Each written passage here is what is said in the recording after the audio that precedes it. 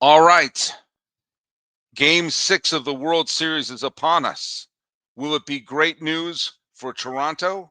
We'll find out as we're doing a Locked On MLB, Locked On Blue Jays crossover.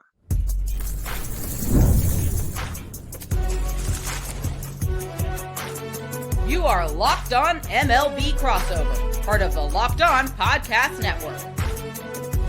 Your team every day. Hello, baseball fans, wherever you are in the world, and welcome to a Locked On MLB, Locked On Blue Jays crossover. This is the podcast where we talk about all of Major League Baseball, or maybe just the, as currently called, American League champion, Toronto Blue Jays. I am one of your hosts tonight. My name is Paul Francis Sullivan. Please call me Sully. But we have two additional hosts on tonight from the Locked On Blue Jays podcast. Please introduce yourself to our beloved audience. Well, I'm Brayden Ewasko. Find me on Twitter, Brayden5Ewasko. And Carter, should we just do this how we normally do it? And this is Carter First. Carter First 2 on Twitter, and Locked On Jays is our main one. Not even give me the pride to introduce myself. Yeah. No, you know what? You two can work out your issues later. Find us at Locked On MLB on Twitter, or whatever they call it these days. And on Instagram, I am your pal Sully, my Sully Baseball Podcast on Instagram. But the best way to get a hold of us is right here on the YouTubes, and leave that hashtag. What hashtag am I going to put down here today? I'll put down the hashtag Everyday Sully so they know that we got your comment and we'll talk about it. Hey, today's episode is brought to you by our good friends over at FanDuel. Right now, new customers can bet just $5 American dollars, and if your bet wins, you get $300 American dollars in bonus bets to use across the app. Download the app today. And quick poke at the trivia question, which was last night's trivia question was, what pitcher was credited with a victory for the first World Series game scheduled to start in November? And a lot of people were confusing that with the game that Derek Jeter hit the home run. They called it Mr. November. That game started on Halloween 2001. Game 5 of the 2001 World Series was the first World Series game to be scheduled to start in November. And Bill Dunkel, H9E, that's his actual name, had it right. The answer is Sterling Hitchcock. Sterling Hitchcock came out of the bullpen and got the victory in Game 5 of the 2001 World Series. Thank you very much. He's an everyday Sully. All right, so let's get down to it. I made a prediction at the beginning of the World Series that the Dodgers were going to win in 6. Some people were saying the Dodgers were going to clobber them. I thought those people were insane. But I did pick the Dodgers in 6, and I hold my hat in my hand, and out on the tiles says, Dodgers in 6, huh? Clown emoji. That's right. I'm a clown. So let's get right down to it. The Blue Jays have done all right. Not too bad. Tell me your thoughts as they are one win away from making the Joe Carter home run not the most recent title won for the Toronto Blue Jays. Well, crazy start. I mean, I wasn't even old enough to be alive when Joe Carter hit that home run. Now there was Carter. And I want to go to your point a little bit here. I took the Jays in 6. I know a little hometown bias, but a lot of people, if they were Jays fans, they were taking them in 7. Not me. I said 6. So it's still on the table. We could still do it. I hope the boys get one done for me. But you know what? This team is continuing to play the same style of baseball they have all season. And I think that is the big takeaway out of all of this. Nothing has changed. The moment has never gotten too big for this squad. It's guys 1 through 9 all doing their job. And if it's moving over a runner, if it's getting a single to drive in one extra run here or there, that's the difference maker when it comes to the World Series. One thing I've been impressed by is that we've kind of heard the narrative going into the World Series that was going to be the Blue Jays offense versus the Dodgers starting pitching staff. But what we've seen from the Blue Jays starting pitchers has been absolutely phenomenal. I mean, Trey Savage yesterday, you probably talked a lot about this on your podcast already, but phenomenal stuff. I mean, the most strikeouts from a rookie in the World Series. Kevin Gausman's been phenomenal. Even Max Scherzer, that psychopath, has turned the clock back a little bit and has been very productive for the Toronto Blue Jays. So while the offense has been very good, I am really impressed about what the starting staff has done for this Blue Jays team in the World Series as well. Yeah, but by the way, I'm going to bring up this is a stat about as it's currently constituted. Starting, if you go back to like after Ohtani hit the game-tying home run in the seventh or eighth inning of Game 3, the Dodgers have played 31 innings since then. They've scored 5 runs in 31 innings, and 3 of those 5 runs were on solo homers. In other words, they got a hold of one and hit it out, as you want to do when you have Shohei Ohtani, Freddie Freeman, these great, champions on your team. That means in 31 innings, they've manufactured 2 runs. It's as if the Yankees and the Dodgers have pulled a Freaky Friday. And, because I've criticized the Yankee offense for only being able to hit solo home runs. I live in Los Angeles County. I live right down the 5 highway from Dodger Stadium. I'm not a Dodger fan by any stretch of the imagination, but I'm very familiar with this team. This is not the team. Now, to be fair, the Dodgers have had moments during this year where they've had collective slumps, but not like this.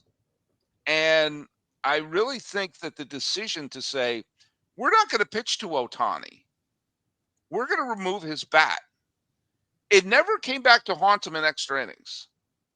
And the rest of the strategy of get to the Dodgers starting pitching, get to that bullpen, and we're going to win. And let's play smart, like you said. Let's go first to third. Let's force them to make a great play. I mean, Tommy Edman threw those 2 runners out in Game 3, but I didn't bemoan him either time. He had to make a perfect throw. Let's force them to make the play. And you saw just smart hitting, obviously at the back-to-back home runs to start off the game the other day, but let's hit a flare. Let's hit the ground ball to second, move the runner over. Let's take advantage of the wild pitches. And the second, there were a couple of them were the second that hit the ground, off they ran. I made this comp with the Brewers during the regular season, but I'm making them with the Blue Jays now. They're reminding me a little of the Royals when they won the World Series in 2015, that they're playing really good defense. They're putting the other team is tight, and they're taking advantage of that. That's a pretty good comparison that we've heard a few times now, and it's a good one, because that's exactly what's happening. And when I compare sort of the Brewers to this Blue Jays team and why one is having success and the other one is getting defeated, it just goes to the fact of beating good pitchers, right? There is a lot of offenses in this game that can go out and defeat, a random pitcher on a Saturday afternoon. The Toronto Blue Jays have consistently defeated the best pitchers all regular season long. I mean, take your pick. If it's Rodon or Fried or whoever it may be, they've gotten to them. There isn't one guy that's blown them out of the water this season that has left them stymied. So the ability for this team not only to be, they've actually played better against better starting pitching, which is just a wild thing to say. It is a massive thing. It goes back to the old style of baseball, the game that we all grew up playing and learning how to play, right? And no, I wasn't going up as a 15-year-old kid hitting bombs. I was like, okay, let me drop one over the third baseman's head, bring in a run. The pitching style, right? If one guy's going to beat you, well, throw him on first, because right. Maybe the next guy won't make the play or whatever. To me, this is a kid's game baseball. That's what that is. And the Blue Jays are having success with it. Other teams may not. You have to have the right lineup. You have to have the right pieces in play to do so. But you got to give Ross Atkins credit. And John Schneider too, for playing their guys. They put together the right pieces. And most of the time when you win a championship or hopefully win a championship, that's what it's built on. It's built on every single guy playing a specific role, and the pieces have to fit together correctly. And this team chemistry is off the charts. One of the closest clubhouses that I've ever seen in my entire life. And it shows how selfless they play on the field. Nothing is expected. Nothing is granted to them. Everything that they do is earned. You see it in their effort running to first base. You see it in just the effort tracking down a ball in the outfield, the quality of at bats they have at the plate. You can tell that this team is grinding every single time that they step in the box, step on that field. And that's been a huge reason why the Toronto Blue Jays are up in this series right now. A lot of people would say that the Toronto Blue Jays have played significantly better baseball than the Los Angeles Dodgers, because this team isn't a team that's going to beat itself. They're going to make you beat them. The Los Angeles Dodgers hitters just simply haven't beaten them. Shohei Ohtani kind of did in game number 3, but other than that, this team has been very good at limiting the long ball and just limiting the offense in the big inning from the Los Angeles Dodgers. All right, and when we come back, I'm going to say some of the quiet parts out loud and maybe throw a tiny cautionary warning to Blue Jay fans about celebrating a tad too early. All right, let's talk to our great friends over at Prize Picks. Now, you and I, we make decisions every day, but on Prize Picks, you can, being right, you know what? It can get you paid. Don't miss any of the excitement of this sports season, whether you're following the NBA, the NFL, both. You know what? There's no better time to jump in on the action. Now, if you haven't tried yet, Prize Picks is the simplest way to play because you just pick more or less on at least 2 player stats. If you get them right, you win. It takes less than 60 seconds. You can make up your lineup. You can play anywhere Prize Picks operates, including California, including Texas, including Georgia. Now, I've been seeing people using Prize Picks for both football Sundays and NBA tip-offs. Boom. It keeps every game exciting. And if you want to pick your favorite players, you like Mahomes, you like Curry, and you want to see how your predictions play out, this is a great way to do it through the Stacks feature. It's a game changer. You can now pick more on Steph's points and threes and assists all in the same lineup. Plus, if one of your players gets hurt and they leave early with an injury, the injury reboot saves the lineup from a loss. So what you got to do is download the Prize Picks app. You use the code LOCKEDONMLB to get $50 in lineups after you play your first $5 lineup. That's code LOCKEDONMLB for $50 off in lineups after your first $5 lineup. Prize Picks, do what it is. It is good to be right. Now, we're also going to hear a little quick note from our good friends over at Monarch Money. Hey, let's be honest. Most of us can't even name all of our financial accounts, let alone what they're worth. Between 401ks, savings, and investments, it's easy to lose track, and that can mean leaving money on the table. That's why I started using Monarch. It's the all-in-one personal finance tool that brings your entire financial life together in one clean, easy-to-use interface on your laptop or on your phone. It helps you organize your accounts, track spending, and get a better handle on your investments, making sure you can do that. You don't have to put out a spreadsheet there. And I can review everything with my partner and see our shared goals, and you can make better financial decisions together. Monarch's visual dashboards and smart tool make it so easy to understand where my money is going and how to make it work harder for me. So don't let financial opportunities slip through the cracks.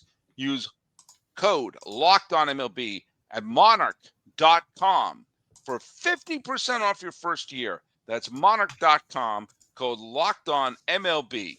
Check out monarch.com.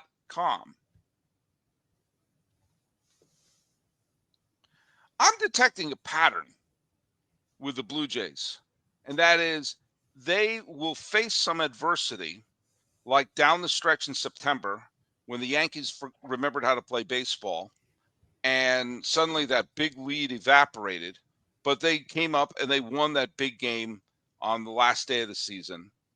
Okay, so they did what they had to do. And then they're playing the Yankees. Obviously, the first 2 games are a laugher, but Aaron Judge wakes up. And to paraphrase Paul Atreides, Father, the sleeper has awoken. That's right, I'm dropping some Dune on you. And so it's like, oh boy, is this the Yankees? Are they now everything's flipped on its head? Nope. A lot of stuff you were saying about when they're, now heading into game 6 and they're playing great and they're facing adversity and this and that and the other thing kind of reminds me of what Mariner fans were saying going into game 6 of the ALCS.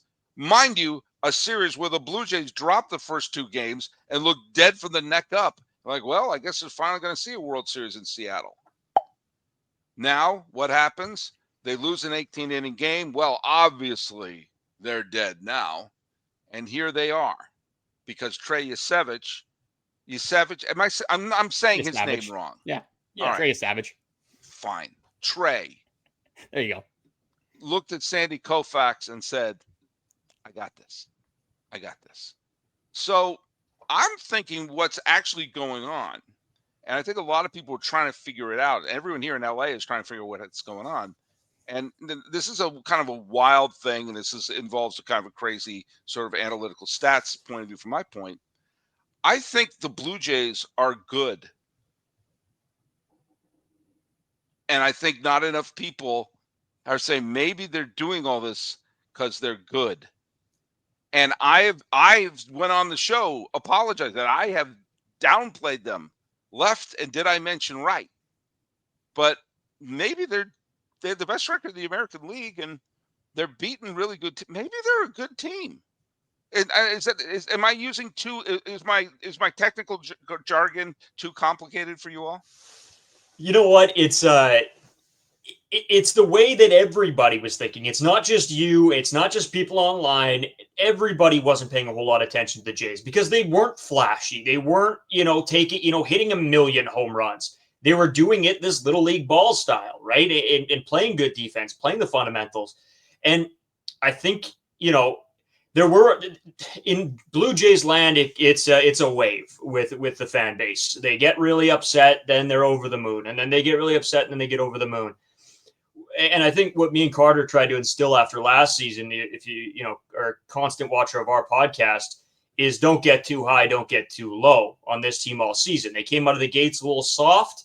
Well, hey, it's not over. We'll see what happens because we were so down in the dumps in 2024 that we didn't want to be there again. We didn't want to be the bringer of bad news on our podcast.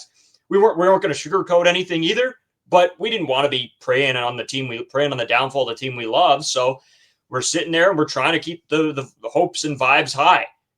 Then, the 18-inning game, I came out after that game personally. And I'm a Jays fan first, but I'm still an MLB fan. And that was one of my favorite baseball games ever to watch. So, it sucked losing that game. But some Jays fans were saying, oh, it's over. Did you see the lineup at the end of the game? Blah, blah, blah. Well, they substituted a lot of players in. That's what happened. It wasn't the Blue Jays' best guys. Yeah. So I don't know. I think everybody's was losing their mind a little bit too much. And then you see what happens. They come and they win too. And wow, hope's restored in Toronto. No, it's always been there. This team has been the same team. But sometimes baseball comes down to, do you have it that day or not? And it seems like the past 2 days, the Blue Jays have had it for sure. I think this narrative kind of stems all the way back to the early 2020s when the Blue Jays were expected to be good. They were supposed to be this World Series contending team, one of the top AL contenders every single year. And then you look in 2021, that was the year that a lot of Toronto Blue Jays fans were looking at. A year they didn't even make the playoffs as one of their favorite years in previous history. So you have all these years, 4 or 5 years in a row, where it's supposed to be a top contending team and you've made the wild card and you haven't won a game in the wild card. I felt like after 2024, how bad that year was. The expectation went to an all-time low. Nobody was on the Toronto Blue Jays. Hell, I wasn't even on the Toronto Blue Jays. I didn't even have them making the playoffs going into this year. I'm sure a lot of people listening did not expect that either. So this year in 2025, you said that they were dead multiple times in the playoffs. I would argue they were dead multiple times earlier in the season. They were 4 games below 500, about 50 games into the year. They were dead when Bo Bichette got hurt. They were dead in September. They were dead when the Yankees, all of a sudden, like you said, figured out how to play baseball. They were dead 5 games before the end of the year when they had to win 5 in a row to compete with the Yankees. Again, you go down the playoffs, they were dead when Aaron Judge just that home run in the first 2 games of the Seattle Mariners series. And now again, after that 18-inning game against the Dodgers. I think part of the stems from just on paper as well. You look at the Dodgers lineup. You got Shohei Ohtani. You got Mookie Betts. You got Freddie Freeman.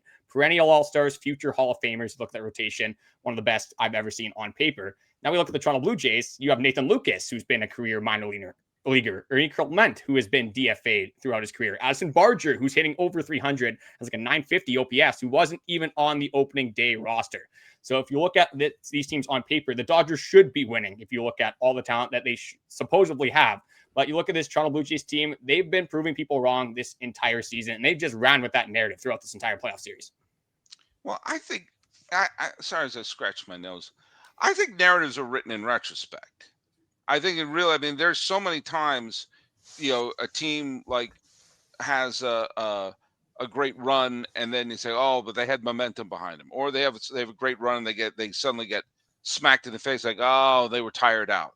And then you say, oh, but they had a disjointed clubhouse. But then when they won, said, oh, they were, I really think all this is written in retrospect, and again, I'm a native New Englander, and so it's going to come out. I can't go 10 minutes without talking about 2004. But I was living in New York during 2004, and for the first 3 games, the narrative was the Red Sox are sloppy, the Red Sox have long hair, the Red Sox are a mess, and the Yankees look crisp, and they're professional, and that's why they're winning. And then the Yankees lose the series, and the narrative were, well, the Red Sox were loose and the Yankees were tight. So wait a minute. So you're telling me that if Rivera gets those 3 outs, suddenly they weren't too tight. I mean, this is all written in retrospect. Right now, it just looks like the Blue Jays, even if they don't have a Springer in the lineup, they know they have enough people who are smart hitters. That's what I keep saying. I'm in LA. And I'm surrounded by Dodger fans. And I can't tell you how many of them are looking at me and knowing I'm, where I work, they know I know a little bit about baseball. I know some of the listeners of the show may disagree with them. But they say, I don't understand what's happening. And I said, well, your bats have gone cold, but I've said, you haven't faced a team this smart offensively. The Brewers got tight for whatever reason. Barger matched their offensive total with 1 swing of his bat, which is amazing. An offensive total over 4 games with 1 swing of the bat. So, and I saw them. They were the reason why Yamamoto threw a complete game in Game 2 of the NLCS was because his pitch count after 9 innings was 9. It was. I mean, that's a slight exaggeration for people who don't understand the times I exaggerate. Good Lord. Actually, it wasn't 9. It was more than 9. I'm aware. But they were swinging the first pitch at everything. It's impossible for a pitch count of 9 unless it was a perfect shut up. But I'm just anticipating some of the comments I sometimes get. Like when I wrote a thing saying that Dodgers avoid sweep after Game 2. I was actually not going to be a sweep. It was only Game 2. And send. But I don't think the Dodgers have faced this team this smart. Clearly, I know about smart because I just went. Yeah, it's the interesting part of all of this is that not only have the Dodgers not faced a team like the Toronto Blue Jays, in the sense of everybody knowing their spot and knowing what they have to do, and that goes back to a lot of the stuff I talk about constantly. But the smartness, and I think that we don't give John Schneider enough credit. Don't get me wrong, he's made some bonehead mistakes. Every manager will, and every manager will hear about it. But who to play in what situation? Do I want a lefty in this against this righty? Do I want a righty against this lefty? Or does this guy just have it right now? Maybe I keep him going. He's done a lot better at that. And yes, some of the bullpen decisions and taking guys out maybe a little bit too early from the lineup, sure. But if you look at this season as a whole, John Schneider, really, you have to give him a hat tip. And I think what he's instilled into his players, I mean, he doesn't even have to tell some of these guys at this point. They just get a helmet because they know that they're going to be pinch running or substituting in for defensively. It's the way that this locker room has it instilled into them. It's that, it's everybody every single night. You will most likely touch the field at some point because that's how we've built this team. And if it's from the bullpen to the starting pitching to the players, everybody knows exactly what they have to do. And that doesn't mean that everybody has to go out there and be Shohei Ohtani every night because nobody can. It's go out there and be the Addison Barger that you've been all season. Go out there and be the Ernie Clement you've been all season. Go out there and be Brayden Fisher because that guy really had an outstanding season. Even he hasn't been as great as of late, but a fantastic season for a young guy. All of these guys, if they come in, they know exactly the job that they're asked to do, and they can deliver. It's just, when we look back at a few games, the Blue Jays didn't have that stuff. Guys were a little bit tight. This is a lot of the guys' first postseason. So that's going to happen. I don't think we can be naive to any of that. Now I think it's past it. Now, if they don't show up, now it's not that conversation anymore. We can't say, oh, these guys haven't been here before. Well, they've now been here. So now we have to expect what we expect. And if they don't play well, we got to still hold their feet to the fire a little bit. And part of All the right. reason why this team, sorry, I've got one quick thing. Part of this reason this team looks like a smart baseball team is kind of what Brayden said, is that John Schneider is setting his players up for success. Like, you're not asking Miles Straw to hit a home run every single plate appearance. You're asking him to bunt. You're asking him to base run. You're asking him to come in as a defensive substitution. And a lot of this goes back to the leadership in the dugout as well, not only from the coaches, but from Max Scherzer, from Kevin Gausman, from George Springer, Vladimir Guerrero Jr., the veterans in this league that are helping some of these younger guys or more inexperienced guys that haven't necessarily played in the major leagues a long time, or played in the playoffs for a long time. Like Trey Savage, for example, he has Kevin Gausman, Shane Bieber, who people are forgetting won the Cy Young for some reason, Max Scherzer, like all of these guys that have been in the league for a very long time to go and ask questions, or, hey, I'm not certain about this. How do I approach this at bat? How do I approach this player? So this team has so many different tools to their disposal right now. And that's a massive reason why they're, again, in this position. All right, when we come back, I want to bring up an unpleasant fact that Blue Jays fans may be forgetting now. All right, the NBA is back, and there's no better place to get on the action than FanDuel, the official sports betting partner of the NBA. Even when you miss a start or the game, or if you want to write a hot hand, FanDuel has live bets on everything from who will score next to fourth quarter comebacks. Plus, you could even combine your live bets with a same game parlay for a shot at an even bigger payout. It keeps every game exciting, especially when your team's making a late push. So right now, FanDuel is giving new customers $300 American dollars in bonus bets when your first $5 American dollars bet wins. So head to FanDuel.com to sign up today and play your game with FanDuel, the official sports betting partner of the NBA.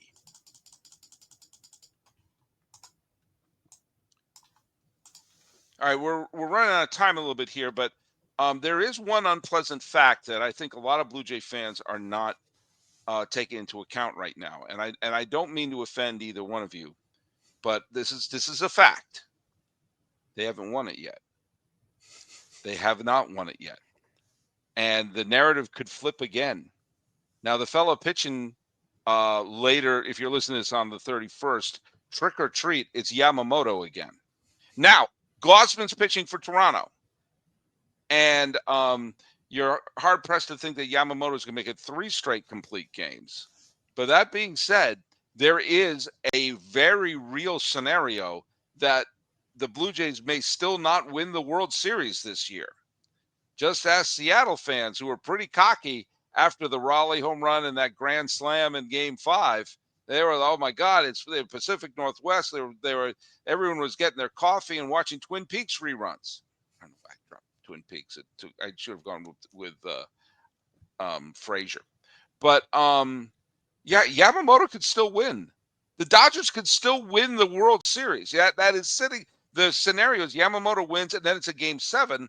And you know what? The White Sox could defeat the Dodgers in a 1-game matchup. So what is making you nervous, other than me reminding you that right now? I mean, there's always that, and I don't think anybody's naive to that. But if you look on Twitter, there might be some people that just expect the Toronto Blue Jays to now win the World Series. That's definitely not how this is going to go. That's a weird sentence to say. People expect the Toronto Blue Jays to win the World Series, and it's still crazy to talk about, and we have a podcast about it every day. That's right. Yeah. The one thing for me, and I've been saying this going back to August, is if the Toronto Blue Jays play like the Toronto Blue Jays, they could beat anybody. They have the lineup capability to do so. They have the pitching to do so. But do they bring their stuff that day? And I fully believe that Yamamoto is fantastic and he can do amazing things. Yeah. If the Toronto Blue Jays play like the Toronto Blue Jays, like they have been the last 2 games, I have no doubt in my mind that they can still beat them. But if Yamamoto goes 8 innings and hands things over to Roki Sasaki, I don't love their odds. So they got to get to him early. They got to get to him often. And even if it is wasting pitches, battling in 2-strike counts, whatever that may be, that's got to be key number 1. Yeah, the biggest thing, again, easier said than done, is to get Yamamoto's pitch count up. Again, that might be tougher when you're throwing splitters and curveballs that are breaking, feels like 12 feet. That's a little bit of exaggeration as well. Just giving to the people for Sully here. But like Brayden said, the Blue Jays do exactly what has gotten to themselves in this situation. If John Schneider makes the same situations, even though people don't like them, it has been those decisions that have gotten the Toronto Blue Jays to the spot they're in.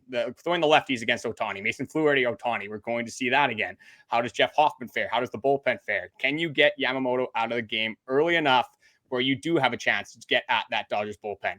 The Toronto Blue Jays play their caliber of baseball. I don't want to say it's going to happen because, again, like you said, a lot can happen in 2 games. And if you get to game 7, anything can happen. But I feel very good about this team at the Rogers Center in front of the Rogers faithful, where they're going to blow the roof off of that stadium. Everything is set up for the Toronto Blue Jays to have a very good shot at winning this game. But I've seen teams drop games to lesser teams than the Los Angeles Dodgers. So we'll see. And there's only one way to do it. There's only one court of justice, and that's the baseball field. Let's go. By the way, thanks so much for making Locked On MLB or Locked On Blue Jays your first listen every night. For your second listen, have it be the other one. Blue Jays or Locked On MLB. For your third one, have it the all-night Locked On MLB game night, every game, every night, until a World Series champion is crowned. I'm going to bet it's going to be either the Dodgers or the Blue Jays. Get local analysis on a national scale. Find MLB Game Night on Locked On MLB on the YouTubes or wherever you listen to your podcast. Here's a trivia question very quickly. Who recorded the first save in Toronto Blue Jays history? The first save in Toronto Blue Jays history. Going back when they were playing an exhibition stadium and Jack Brohammer was on the cross-country skis in the snow on the opening day. Who recorded the first save in Toronto Blue Jays history? That is a trivia question. Put it right down here on the YouTubes. Brayden and Carter, tell us where they can listen to your show.